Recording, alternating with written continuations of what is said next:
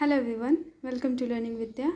और इस वीडियो में हम बात करेंगे DSSSB का जो सब्जेक्ट कॉम्बिनेशन रिलेटेड डाउट है उसके बारे में, क्योंकि ये बहुत सारे क्वेश्चंस मुझे आ रहे हैं कि अगर ये मेरा ग्रेजुएशन का सब्जेक्ट है तो मैं क्या इस पोस्ट के लिए अप्लाई कर सकता हूँ या कर सकती हूँ। तो आज इसमें हम सारे क्वेश्चंस को देखेंगे और ये देखेंगे कि अगर आपका ग्रेजुएशन में कोई सब्जेक्ट है तो आप उसके बेसिस पे किस पोस्ट के लिए एलिजिबल हैं। और साथ ही हम देखेंगे कि TGT मैथ्स के लिए कौन से लोग अप्लाई कर सकते हैं, TGT नेचुरल साइंस से आप अप्लाई कर सकते हैं कि नहीं, एंड TGT सोशल साइंस के लिए क्या एलिजिबिलिटी है एंड उसके लिए आप अप्लाई कर सकते हैं कि नहीं। तो आई होप कि इस वीडियो से आपके सारे डाउट क्लियर हो जाएंगे। एंड अगर बाकी आपको कुछ भी DSSB से रिलेटेड जानकारी चाहिए तो आप चैनल के प्लेलिस्ट को ज़रूर विज़िट करें, वहाँ पे आपको सारी जानकारियाँ मिल जाएंगी। तो चलिए वीडियो को स्टार्ट करते हैं और सबसे पहले देखते हैं जो इनका एडवर्टीज़मेंट आया था उसमें जो इन्होंने पॉइंट दिए हुए थे उसके बारे में। सबसे पहले देखते हैं TGT नेचुरल साइंस का जो मेल का है क्वालिफ़िकेशंस, तो उसको हम लोग देखते हैं। तो इसमें जो सबसे पहला पॉइंट है वो है कि अ बैचलर डिग्री और equivalent from a recognised university, means आपको बैचलर डिग्री चाहिए, आपने ग्रेजुएशन किया हो विथ 45% मार्क्स, मतलब आपको ग्रेजुएशन में 45% मार्क्स चाहिए। एंड इन 2 स्कूल सब्जेक्ट, अब देखिए स्कूल सब्जेक्ट की डेफिनेशन यहाँ पे दी हुई है कि क्या होते हैं, Hindi, English, physics, chemistry, computer science, biology, maths and all. तो आप इसको देख सकते हैं। तो आपका जो 2 स्कूल सब्जेक्ट है उसमें आपका ग्रेजुएशन होना चाहिए and in which one of the following should be as the elective level, मतलब एक आपका इलेक्टिव लेवल पे। इलेक्टिव लेवल क्या होता है, जिसको आपने चूज़ किया हुआ कि मुझे ये पढ़ना है, ये सब्जेक्ट के साथ मैं जाऊँगा, वो सब्जेक्ट होता है। तो इसमें मैं बता दूं कि आपको हम लोग सिर्फ 4 पोस्ट की बात कर रहे हैं, इंग्लिश की, मैथमेटिक्स की, नेचुरल एंड फिजिकल साइंस की एंड सोशल साइंस की। तो सपोज डैट कि आप TGT इंग्लिश से फॉर्म को अप्लाई करना चाहते हैं तो आपके पास तो एक इंग्लिश एज अ सब्जेक्ट है ही, बाकी आपको B, C, D से में से भी कोई एक सब्जेक्ट होना चाहिए।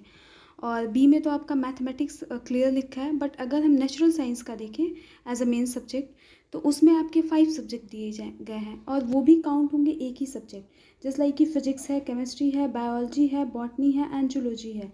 तो हम लोग फिजिक्स को केवल एक सब्जेक्ट काउंट करेंगे। अगर आपने केमिस्ट्री से पढ़ा हो एंड इंग्लिश से तो you are eligible, okay. And अगर आपने बायोलॉजी या फिर इंग्लिश लिया हो तो you are eligible for the TGT English post.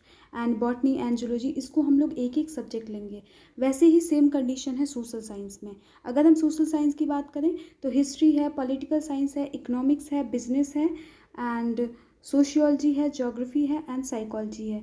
तो सपोज डैट आपने साइकोलॉजी पढ़ा हुआ है एंड इंग्लिश पढ़ा हुआ है तो you are eligible for the TGT English post. वैसे ही हम बात करते हैं TGT मैथमेटिक्स की। तो अगर हम देखें TGT मैथमेटिक्स का, तो आपने तो एक सब्जेक्ट एक मैथमेटिक्स ले ही लिया, और अगर आपके ग्रेजुएशन के सब्जेक्ट में या तो फिजिक्स है या तो केमिस्ट्री है तो you are eligible for the TGT mathematics. Just like कि आपके पास जो नेचुरल सब्जेक्ट है उसमें फिजिक्स भी दिया है, केमिस्ट्री भी दिया है, तो ये सारे एक ही सब्जेक्ट काउंट होंगे। वैसे ही अगर हम बात करें नेचुरल साइंस से, अगर आप अप्लाई करना चाहते हैं तो नेचुरल साइंस में जो भी सब्जेक्ट दिए गए हैं that is physics, chemistry, biology, botany and zoology. तो सपोज दैट आपने केमिस्ट्री पढ़ा हुआ है एंड आपने इंग्लिश पढ़ा हुआ है तो आप TGT नेचुरल साइंस के लिए अप्लाई कर सकते हैं। अगर आपने केमिस्ट्री पढ़ा हुआ है एंड मैथमेटिक्स पढ़ा हुआ है तो भी आप नेचुरल साइंस के लिए अप्लाई कर सकते हैं।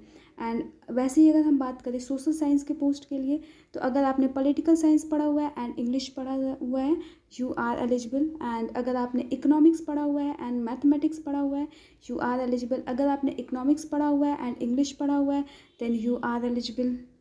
बट अगर हम वही बोले कि आपने साइकोलॉजी पढ़ा हुआ है एंड उसके साथ हिंदी पढ़ा हुआ है तो you are eligible for the social science post, no, because इसमें हिंदी का ऑप्शन ही नहीं दिया है।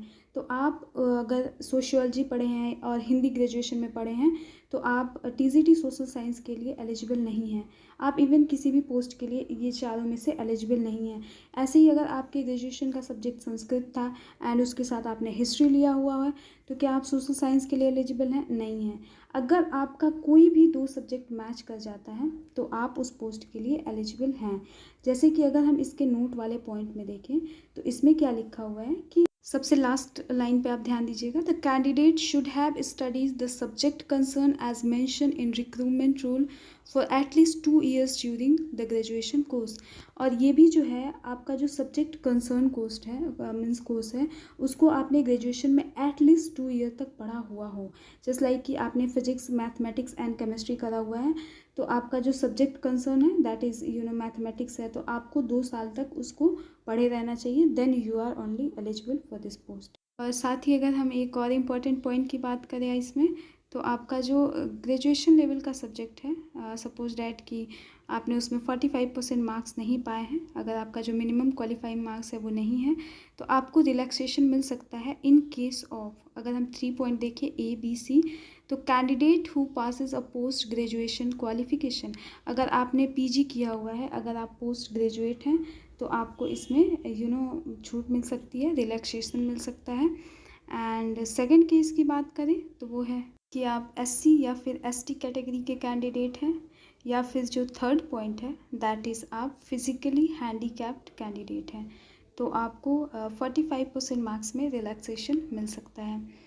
और आई होप आपको चीज़ें समझ में आ गई हूँ। एंड बाकी अगर आपको कुछ जानकारी चाहिए तो आप प्लेलिस्ट को विज़िट कर सकते हैं। और वीडियो के लास्ट तक बने रहने के लिए थैंक यू सो मच।